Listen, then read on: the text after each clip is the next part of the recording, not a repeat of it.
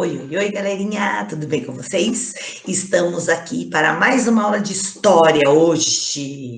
Eu adoro aula de história. Acho muito legal a gente saber como foi a cultura das pessoas para cá, como foi antigamente para a gente chegar até hoje, como nós estamos, em tudo, na saúde, na educação, na cultura, nos costumes, né? Acho isso muito legal.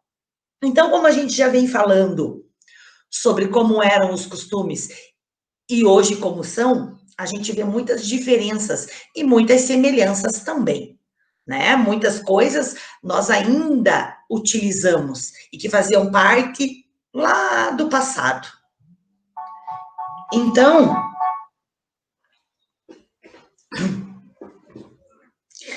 claro, a gente vem falando sobre um assunto que é educação. Como era a educação, né? Antigamente, como foi para as mulheres conseguirem estudar o que elas não podiam antigamente. Eram só os homens. E claro, quem era rico, quem tinha mais dinheiro, certo? Quer dizer que os pobres, judiação, não conseguiam estudar. Não tinham essa oportunidade. Graças a Deus que hoje mudou, né? Então, a prof vai colocar aqui a apostila para a gente seguir aqui o nosso conteúdo. Então, vamos lá. Vamos corrigir a atividade que a prof passou para casa na apostila no dia 11 de agosto. Eu já até coloquei a data aqui para a gente saber que no dia 11 de agosto eu mandei a lição de casa na página 220, onde tem essa historinha aqui, ó, o trem da história, certo? A Helena Martins de Araújo, quando ela tinha 16 anos, ela colocou aqui um resuminho de como era a vida dela, certo? Então, vamos lá responder. O texto é um depoimento. Identifique e escreva o nome da pessoa que fez o depoimento. Ah, isso aí tá certo, porque tá aqui, ó, já na figura, ó. Helena Martins, certo? De Araújo. Não podemos esquecer o Araújo. Tá aqui, tá perguntando o nome de quem fez o depoimento. Tá aqui, Helena Martins de Araújo.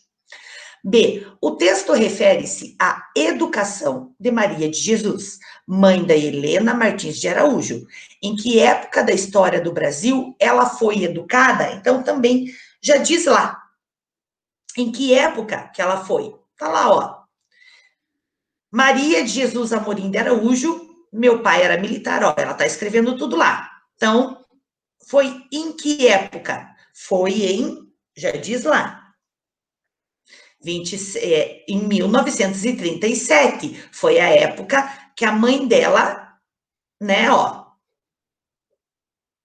tá aqui, né, então diz, ó, a educação de Maria de Jesus, mãe de Helena, em que época da história do Brasil ela foi educada? Então, foi em 1937, que era aquela época, certo?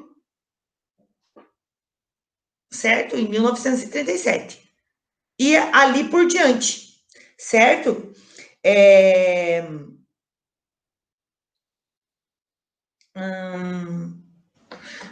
Então, em 1937, quer dizer que ela já tinha estudado antes. Vamos fazer aqui, em que época ela foi educada? Se ela teve a Helena Martins em 1937, então ela foi mais ou menos em 1910, mais ou menos. Então vamos colocar assim. De 1910 a 1937. Até lá, mais ou menos, é que ela deve ter sido educada nessa época. A gente tem que fazer um parâmetro, tá, gente? Certo? Por isso que eu já coloquei aqui 1910, mais ou menos, que ela deve ter sido educada, né? Compare a educação de Maria de Jesus com a educação que você recebe. Existem semelhanças e diferenças? Quais são? Então, vamos ver. Existem sim. Então, vamos colocar. Existem sim. Né? Tanto semelhanças quanto as diferenças. Quais são? Então, vamos colocar. Hoje em dia,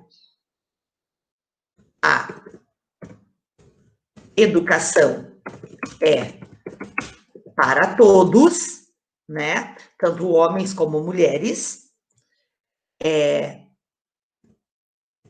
Não é tão rígido, né? Não é tão dura a educação. A gente sempre tem aquelas, como é que eu falo? A flexibilidade, né? Ai, prof, eu não consegui trazer a lição hoje. Tudo bem, traz amanhã, né? Então, não é tão rígido. Antigamente era bem rígido. Deixa eu ver o que mais aqui.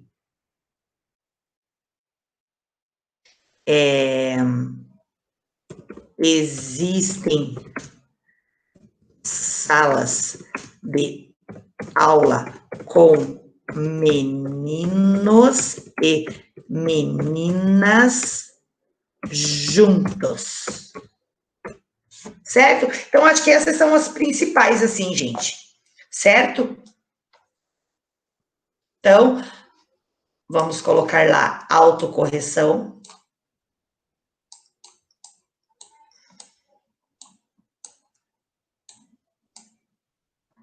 Aqui eu coloquei algumas, tá, gente? Vocês podem ter visto outras, não tem problema. Mas eu coloquei algumas, tá?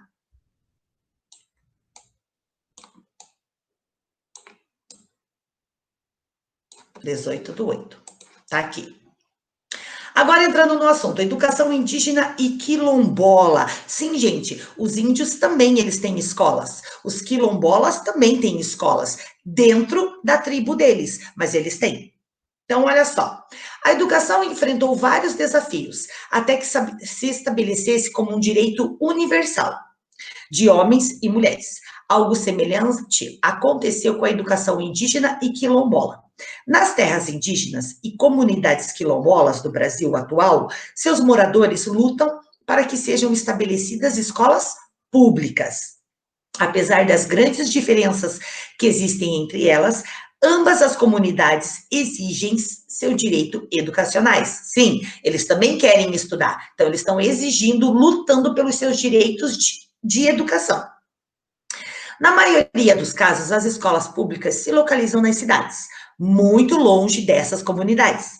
A distância obriga as famílias a se mudarem das suas terras para que as crianças possam estudar. Caso contrário, as crianças precisam percorrer longos caminhos para chegar até a escola. Além disso, essas escolas não têm conteúdos voltados à valorização da cultura indígena ou quilombola. Então, é uma pena, né? Porque quando essas crianças, elas têm que ir até a escola, elas andam muitos quilômetros para poder chegar, gente. Certo? E quando elas chegam na escola não valorizam nada, nem de índios e nem dos quilombolas.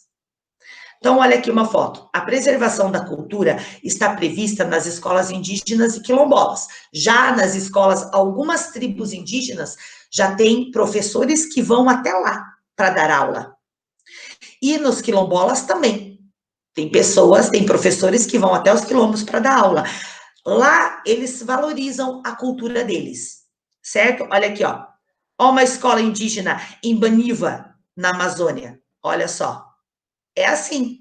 Não tem carteira. Eles olham no computador tudo, olha só. Certo? Não é uma escola como a nossa, com uma sala de aula como a nossa. É bem diferente. Foi com a Constituição de 1988 que reconheceu a importância da identidade indígena e quilombola, que esses grupos passaram a atuar na luta pelo direito à educação em suas comunidades.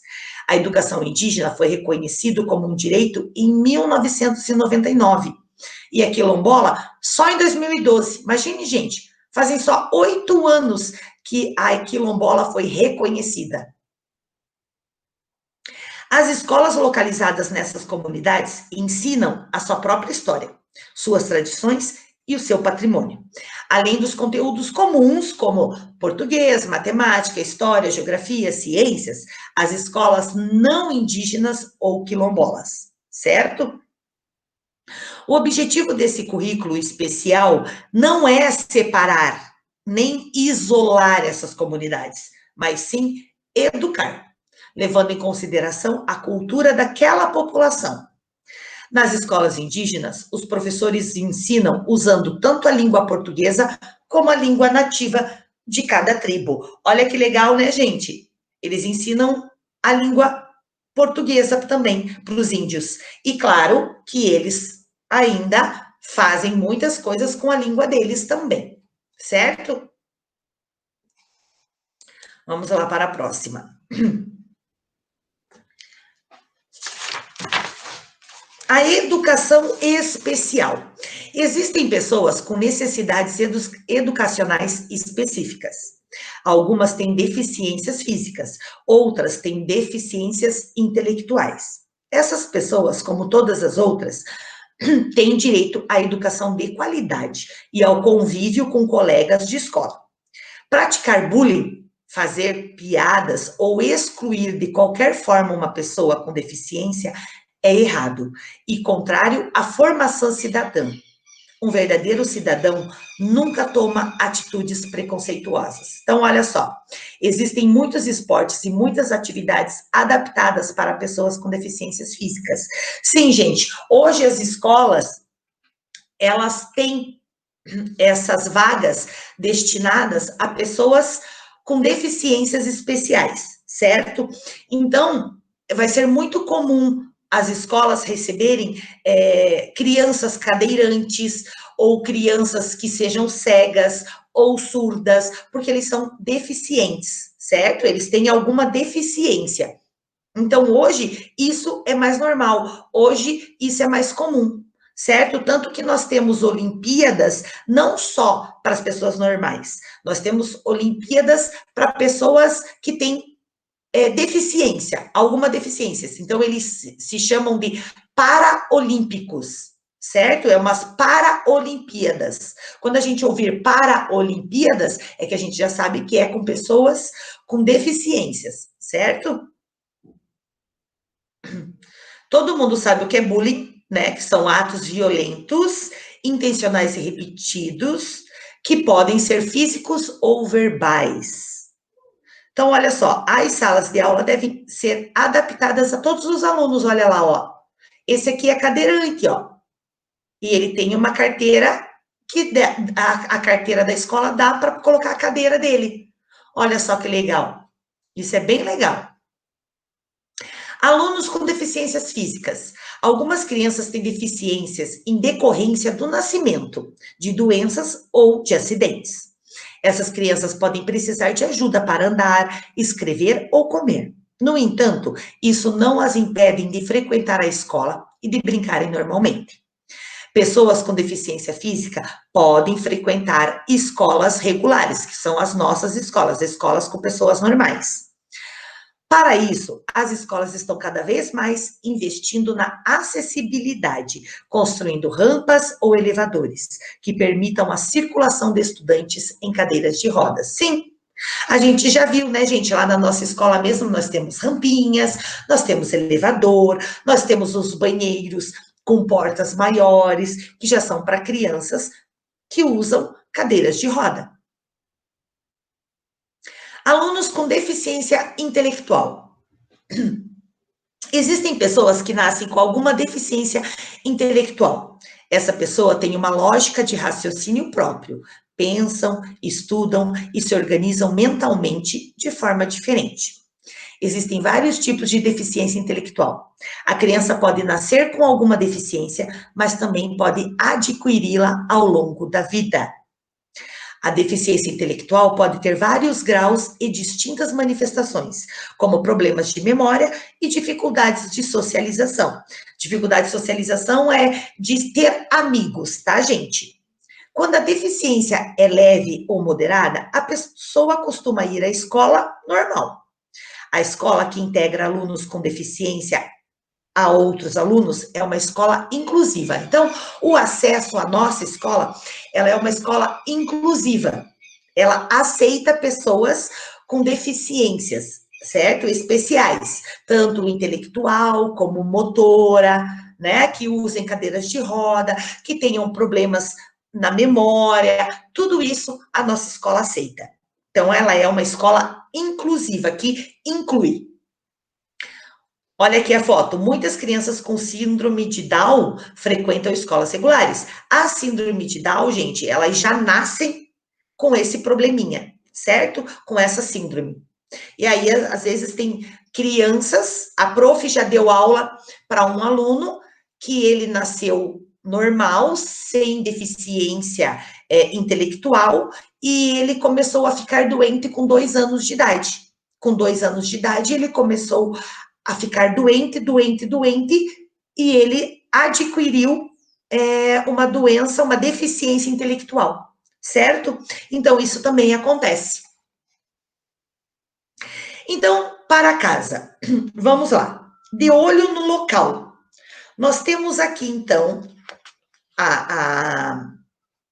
essas perguntas que nós vamos responder bem bonitinho. A, B, em uma folha de papel, faça um desenho de algum lugar público que as pessoas com dificuldades motoras não consigam acessar, certo? Então, vocês vão ver lá, vão desenhar um lugar público onde essas pessoas com dificuldades motoras, tipo cadeiras de roda, que são cegos, que são surdos, que eles não conseguem ir, certo? Eles têm dificuldade de ir nesses lugares públicos. Então, a gente vai fazer o desenho e vamos colocar ali sugestões de mudança. O que pode mudar para que essas pessoas possam ir, certo? Isso vocês vão desenhar num papel, certo? Até nem o papel, pode ser no caderno de história, certo? Então, a B vocês vão fazer no caderno de história. Vão colocar esse título aqui, ó. Vão ter que escrever isso daqui, aí fazer o desenho e fazer as sugestões, certo? Profissionais da educação especial. Também existem escolas específicas para crianças e jovens com deficiências mais graves. Nessas escolas, o ensino é diferente.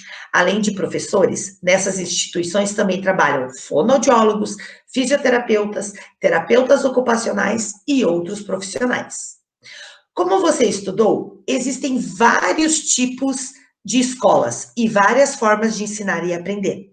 Elas foram mudando com o passar do tempo, conforme as reivindicações de vários grupos sociais, né? Eles tiveram que lutar por isso.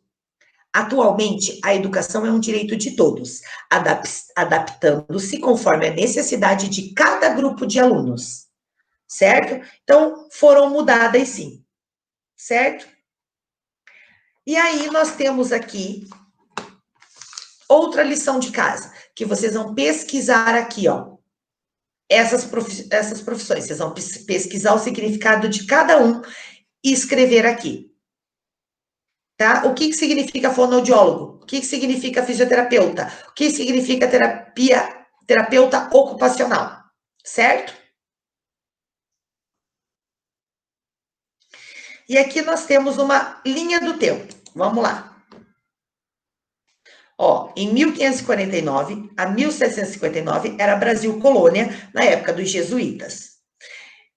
Em 1759 a 1827, nós temos o Brasil colônia do Marquês de Pombal.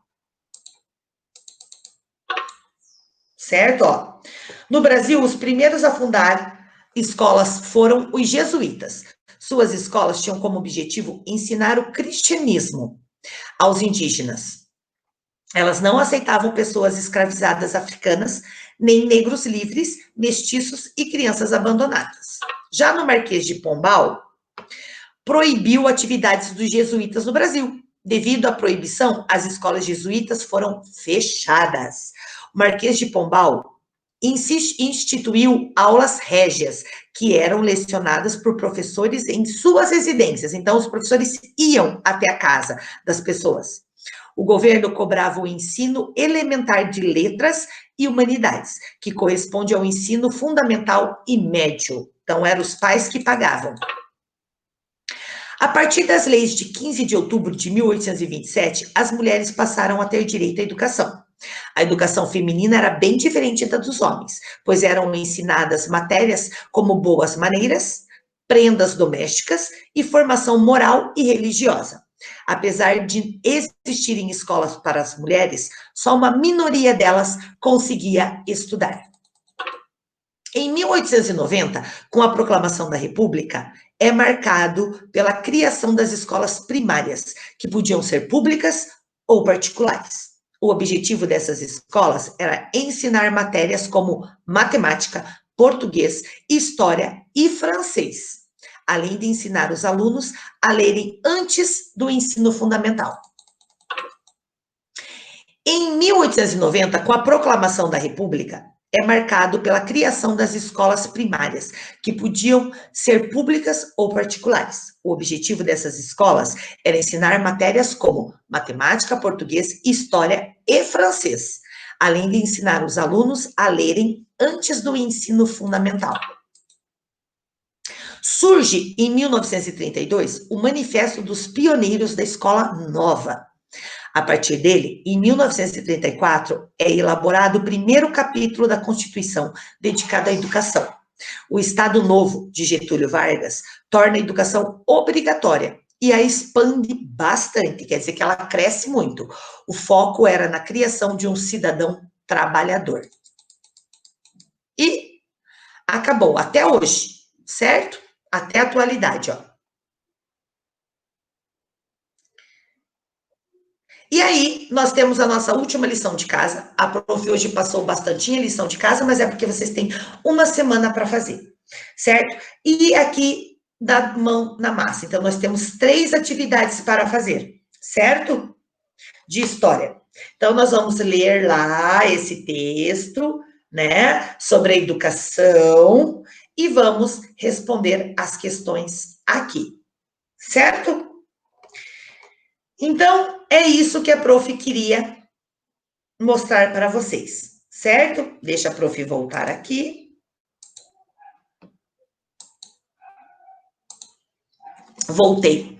Então, nós temos, assim, nós acabamos o capítulo, como nós estamos falando só sobre a educação, por isso que a prof passou todas essas lições. Não vou passar ficha de atividade, porque são respostas curtinhas. Então, não há necessidade de eu passar mais uma ficha de atividade, certo? Então, marquem lá que a prof fez tudo bonitinho, certo? A prof vai deixar lá no Clipe Escola e na nossa próxima aula de história a prof vai corrigindo, certo? Então, era isso. Então, ficamos por aqui. Se cuidem. Beijos para vocês.